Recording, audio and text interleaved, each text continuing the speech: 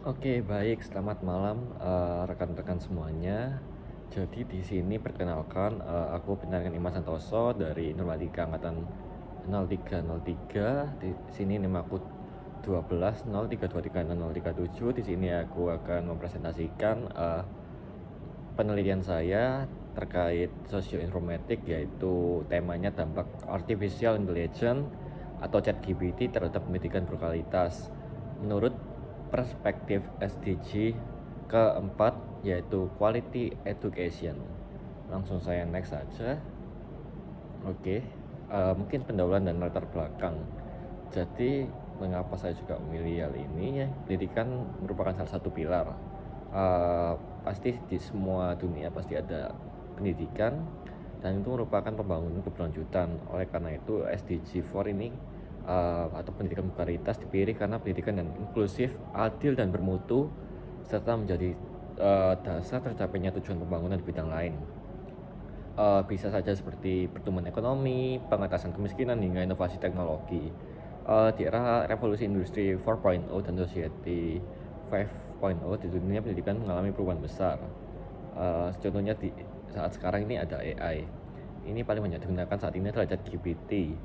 Seperti yang tema saya ini, saya akan bahas ChatGPT sebagai AI di dalam pendidikan, bagaimana dampaknya kecerdasan buatan ini. ChatGPT ini juga bisa menghasilkan teks seperti manusia dan juga menjawab dengan secara instan. Oke, mungkin kenapa saya memilih tema ini, karena ini relevan dalam kehidupan masa sekarang, bukan hanya mahasiswa saja, melainkan juga siswa-siswa yang berada di sekolah-sekolah seperti SD, SMP, SMA juga mungkin sudah mulai menggunakan AI atau ChatGPT. Dan ini bukan hanya fenomena teknologi, tapi juga contoh nyata kayak sosio computing itu sendiri, yaitu bagaimana sistem komputasi digunakan dalam kehidupan sosial sehari-hari di bidang pendidikan. Nah, terus mungkin dapat menimbulkan beberapa resiko, tapi juga dapat membantumu untuk memahami materi dan lain-lain. Resikonya mungkin seperti plagiarisme, menurunnya kemampuan berpikir kritis, dan AI sangat dekat dengan kehidupan sekarang serta menciptakan fenomena. Terus di sini AI juga dapat membuat peluang besar untuk kebutuhan pembelajaran. Tetapi AI juga dapat memberikan efek yang negatif juga, tergantung bagaimana hal itu dipakai.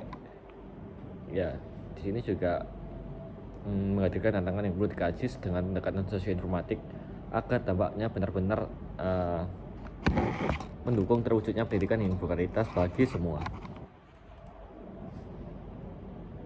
Oke, mungkin peran AI dalam pendidikan berikut ada otomatisasi tugas administratif, seperti contohnya membantu guru dalam menilai tugas, mengatur jadwal, dan mengelola beberapa pekerjaan atau layanan ke siswa, laporan siswa.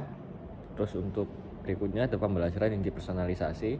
AI menyesuaikan materi sesuai dengan kecepatan dan gaya belajar siswa. Lalu ada asisten virtual and chatbot. AI dapat menjawab pertanyaan siswa secara real time. Contoh AI dalam pembelajaran, contohnya e-learning berbasis AI, yaitu daring yang menyesuaikan kurikulum sesuai dengan perkembangan siswa. Lalu aplikasi deteksi kesulitan belajar. AI menganalisis data siswa untuk mengidentifikasi secara akademik dan membuat keputusan. Setelah keputusan itu, bagaimana cara untuk mengatasi masalah tersebut, maka AI dapat mengatasi segala masalah dengan cara menganalisis serta membuat keputusan bagaimana hal itu dapat uh, dibongkar atau kayak diselesaikan seperti itu. Mungkin AI dalam evaluasi dan penilaian next ini, analisis performa siswa secara otomatis, deteksi plagiarisme, terus pembuatan soal ujian secara otomatis. Oke, lanjut. AI untuk inklusivitas dalam pendidikan. Sebagai penerjemah AI untuk bahasa isyarat, mungkin bisa membantu siswa dengan kebutuhan khusus, text to speech and speech to text, text to speech and speech to text, memudahkan siswa dengan disabilitas dalam memahami materi. Lalu mungkin juga untuk yang disleksia ini, mungkin membantu dengan kesulitan membaca dan menulis juga. Manfaat AI dalam dunia pendidikan. AI dapat membuat pelajaran lebih menarik, akses pendidikan yang lebih luas juga, meningkatkan keterlibatan siswa maksudnya. Terus untuk tantangan dan kendala AI dalam pendidikan yaitu keterbatasan akses teknologi. Tidak semua siswa memiliki akses ke perangkat AI atau mungkin tidak memiliki beberapa perangkat seperti handphone maupun laptop, dan mungkin jaringan yang mungkin keterbatasan di daerah tertentu, atau juga beberapa yang masih kurang modern juga atau masih belum beradaptasi dengan adanya perangkat-perangkat digital. Lalu juga privasi dan keamanan data. AI harus melindungi data siswa dan guru, dan ketergantungan pada teknologi. AI sebaiknya menjadi alat bantu, bukan menggantikan peran guru. Seperti itu tantangannya. Terus untuk analisis perspektif sosioinformatik, nah ini tugas yang beberapa tabel. Berikut ada aktor yang pertama, yaitu mahasiswa dan pelajar. Memanfaatkan ChatGPT sebagai tutor virtual, sumber belajar, dan menulis asistif seperti asisten. Dan untuk guru dan dosen, menyiapkan materi, soal latihan, ide pembelajaran. Dan untuk pemerintah mungkin merupakan kebijakan penggunaan AI dalam pendidikan menggunakan literasi digital, seperti mengatur kayak kebijakan AI dalam pendidikan seperti itu. Terus untuk institusi pendidikan, mengatur integritas akademik, menyediakan infrastruktur teknologi, mengintegrasikan AI ke kurikulum juga. Banyak sekarang yang mungkin udah join ke AI dari institusi pendidikan. Terus perusahaan teknologi seperti Microsoft, Google, OpenAI, dan lain-lain mengembangkan dan menyedia layanan AI. Terus masyarakat dan orang tua juga dapat menjadi aktor, yaitu mendukung atau mengawasi penggunaan AI oleh pelajar. Lalu komunitas edtech, startup elektronik tech, startup pendidikan digital, platform e-learning seperti Ruang Guru, Snews, dan lain-lain. Terus komunitas lain yang daring yang menggunakan mengadopsi AI. Banyak sekali teman-teman aktor-aktor yang ada dalam perspektif sosioinformatik ini. Oke. Terus selanjutnya relasi, seperti siswa ke AI, ChatGPT menjadi tutor pribadi, guru dosen AI sebagai alat bantu membuat materi, institusi pendidikan AI, integrasi ChatGPT dalam learning management system atau LMS, pemerintah dan institusi kolaborasi dalam kebijakan pendidikan berbasis teknologi, masyarakat dan AI, yaitu meningkatkan kesadaran literasi digital dan pola komunikasi baru dalam belajar. Lalu perusahaan ke pengguna, yaitu hubungannya, relasinya, interaksi dalam bentuk penggunaan produk AI untuk keperluan belajar. Terus mungkin untuk selanjutnya itu analisis perspektif socio-informed dalam teknologi, yaitu ChatGPT AI berbasis natural language processing, aplikasi pendukung belajar, Grammarly, penulisan, Quillbot, Paraphrase, practice AI reset, infrastruktur digital dari internet, laptop, smartphone, server, and AI cloud. Terus kebiasaan sosial, kebiasaannya mungkin belajar mandiri dengan AI, siswa terbiasa bertanya lewat prompt. Ya, seperti yang biasa dilakukan, mungkin bertanya-tanya melewati ChatGPT.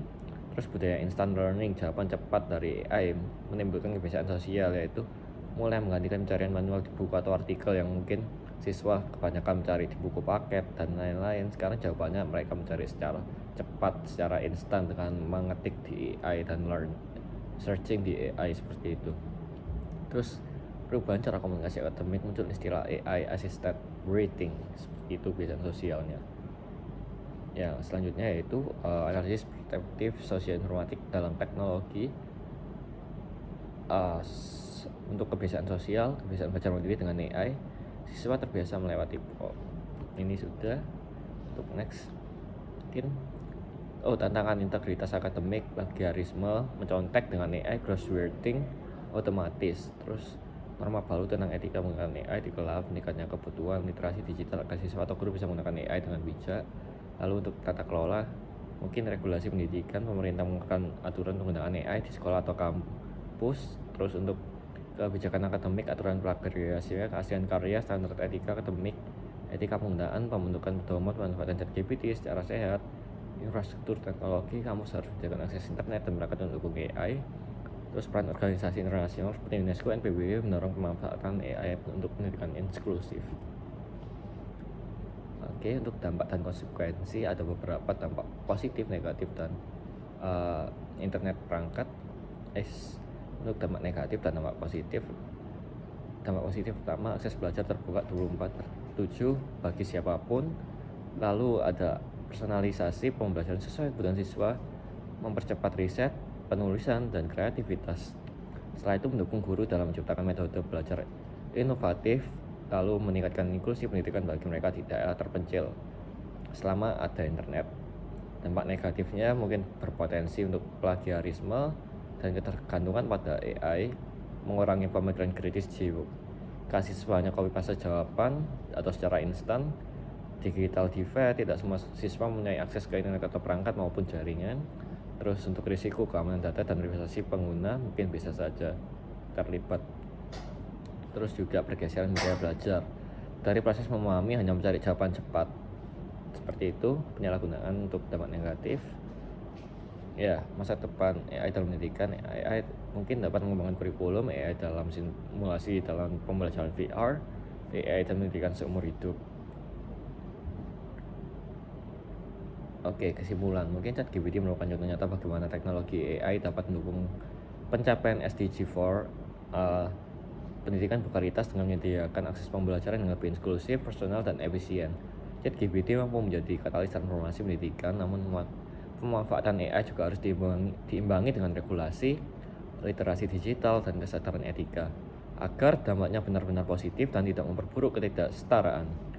Dengan pendekatan sosioinformatif, kita memahami bahwa teknologi bukan sekedar alat, tetapi juga fenomena sosial yang mempengaruhi hubungan antar aktor, norma, tata kelola. Oleh karena itu, keberhasilan pemanfaatan ChatGPT dalam kebijakan pendidikan berkualitas sangat ditentukan oleh sinergi antara teknologi, manusia, dan kebijakan. Oke, mungkin sekian dari presentasi saya. Mohon maaf jika ada salah kata. Cukup itu saja. Selamat malam. Terima kasih untuk rekan-rekan semuanya.